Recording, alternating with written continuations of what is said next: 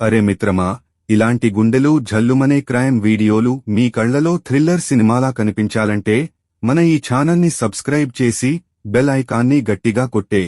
ప్రియుడితో కలిసి 2 ఏళ్ల కూతురిని చంపిన తల్లి. 4 నెలల కింద చిన్నారిని తీసుకుని ప్రియుడితో ఏపీకి వెళ్లిన మహిళ. కూతురిని చంపి బైక్పై స్వగ్రామానికి వచ్చి పూడ్చివేత. మెదక్ జిల్లా శివంపేట మండలంలో ఘటన. శివంపేట, వెలుగు. ఓ మహిళ తన 2 ఏళ్ల కూతురిని తీసుకుని ప్రియుడితో కలిసి ఏపీకి పారిపోయింది. అక్కడ కూతురిని హత్య చేసిన అనంతరం డెడ్బాడీని బైక్పై స్వగ్రామానికి తీసుకొచ్చి పూడ్చివేసి తిరిగి వెళ్లిపోయింది. చివరకు పోలీసులు ఇద్దరినీ పట్టుకోవడంతో చిన్నారి హత్య విషయం బయటపడింది.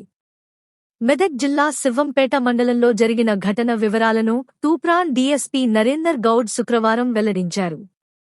శభాష్పల్లికి చెందిన బంటు, మమతకు రాయపోల్ మండలం వడ్డేపల్లికి చెందిన భాస్కర్తో 5 ఏండ్ల క్రితం పెండ్లి జరిగింది. వీరికి కొడుకు చరణ్, కూతురు తనుశ్రీ 2 ఉన్నారు. మమతకు ఏడాది క్రితం శభాష్పల్లికి చెందిన ఫయాజ్తో పరిచయం ఏర్పడి వివాహేతర సంబంధానికి దారి తీసింది. ఈ క్రమంలో ఫయాజ్, మమత గత మార్చిలో ఇంట్లో నుంచి వెళ్లిపోయారు. భాస్కర్ ఫిర్యాదుతో మిస్సింగ్ కేసు నమోదు చేసిన రాయపోల్ పోలీసులు ఇద్దరూ హైదరాబాద్లో ఉన్నట్లు గుర్తించి గ్రామానికి తీసుకొచ్చారు. పెద్దల సమక్షంలో మమతకు నచ్చజెప్పి తిరిగి అత్తారింటికి పంపించారు. కాగా మే 21న శభాష్పల్లిలో ఉన్న మమత తన కూతురు తనుశ్రీని తీసుకుని మరోసారి ఫయాజ్తో వెళ్లిపోయింది.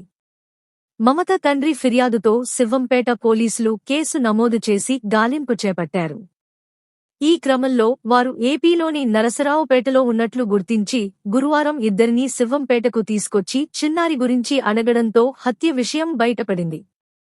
జూన్ 7న తనుశ్రీని గొంతు నులిమి చంపి బైక్పై నరసరావుపేట నుంచి శభాష్పల్లికి తీసుకొచ్చి గ్రామ శివారులోని కాల్వ పక్కన పూడ్చివేసి తిరిగి వెళ్లిపోయినట్లు చెప్పారు.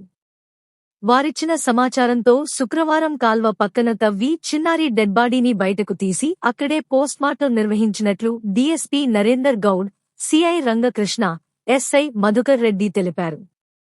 జాగ్రత్తలు మరియు సలహాలు. పిల్లల భద్రత కోసం తల్లిదండ్రులు ఎప్పుడూ నిఘా ఉంచండి. కుటుంబంలో గొడవలు, వివాహేతర సంబంధాలు ఉన్నట్లు అనుమానం వచ్చినప్పుడు వెంటనే పోలీసులకు 100 లేదా చైల్డ్ హెల్ప్ లైన్ 1098కు సమాచారం ఇవ్వండి. మానసిక ఒత్తిడి ఉన్నప్పుడు కౌన్సెలింగ్ 104 హెల్ప్ లైన్ తీసుకోండి. పిల్లలు ఒంటరిగా ఉండకుండా చూడండి. కుటుంబ సభ్యులు ఒకరినొకరు మద్దతు ఇవ్వండి.